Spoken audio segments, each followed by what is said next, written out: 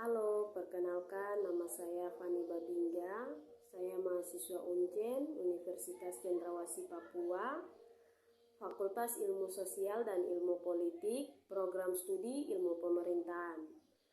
Baik, di sini saya akan menjawab pertanyaan dari ujian mata kuliah Perencanaan Wilayah dan Kota.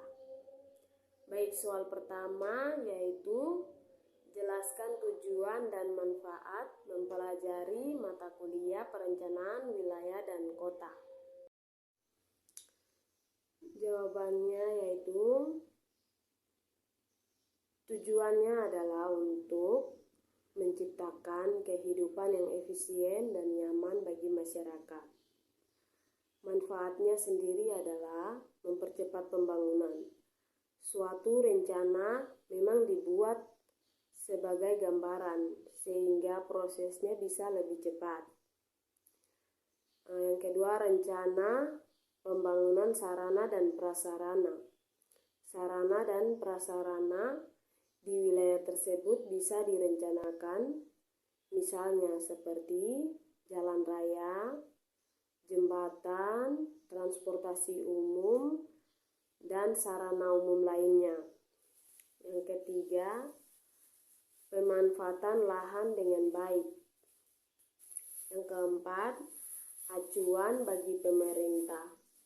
Perencanaan wilayah dan kota berfungsi sebagai pedoman atau acuan bagi pemerintah. Yang kelima yaitu membentuk perilaku manusia.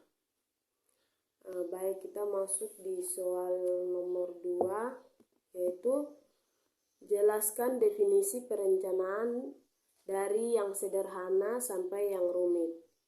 Baik, jawabannya, perencanaan diartikan sebagai suatu proses merencanakan tindakan atau kegiatan yang akan dilakukan pada masa yang akan datang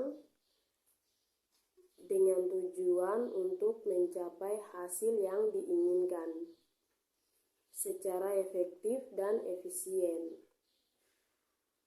Baik, soal yang nomor ketiga yaitu jelaskan jenis-jenis wilayah berdasarkan pandangan Glasson dan pandangan Hanafiya. Jawabannya, menurut Glasson 1974 menyatakan bahwa wilayah dapat dibedakan berdasarkan kondisinya. Wilayah dapat dikelompokkan atas keseragaman isi. Misalnya, wilayah perkebunan, wilayah peternakan, wilayah industri, dan sebagainya. Sedangkan menurut Hanafiya 1982, wilayah dapat pula dibedakan atas konsep absolut dan konsep relatif. Konsep absolut didasarkan pada keadaan fisik.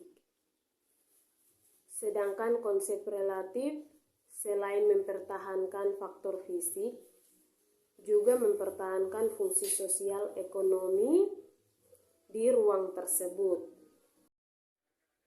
Baik, kita akan masuk di dalam soal nomor 4, yaitu jelaskan jenis-jenis kota dan cakupannya.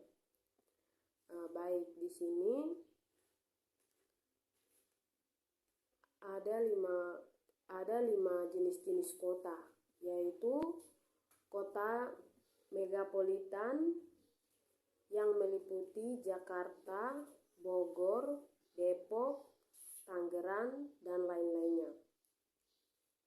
Yang kedua meliputi kota metropolitan, yaitu Surabaya, Bandung, Semarang, Medan, dan Padang.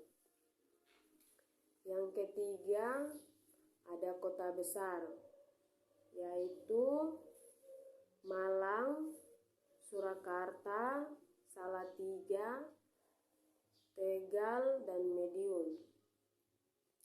Yang keempat, kota sedang yang meliputi Ungaran. Yang terakhir, kota kecil yang meliputi Wanci, Moretai, dan Raja Ampat.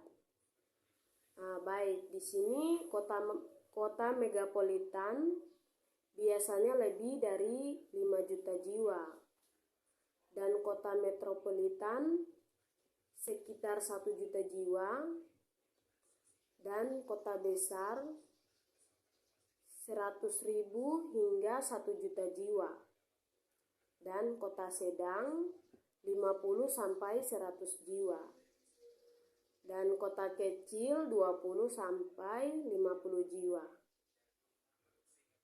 Baik, kita akan masuk di soal nomor 5, yaitu pendapat masing-masing terkait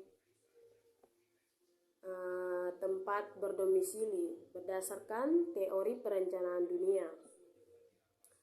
Baik, di sini saya berdomisili di Kota Jayapura. Saya akan jelaskan sedikit. Kota Jayapura adalah sebuah kota dan juga ibu kota dari Provinsi Papua, Indonesia. Kota ini merupakan ibu kota provinsi yang terletak paling timur Indonesia, yang berbatasan langsung dengan Papua Nugini. Berdasarkan teori perencanaan dunia, Kota Jayapura termasuk dalam teori advokasi yang menekankan hal-hal yang bersifat umum. Baik, sekian dari saya dan terima kasih.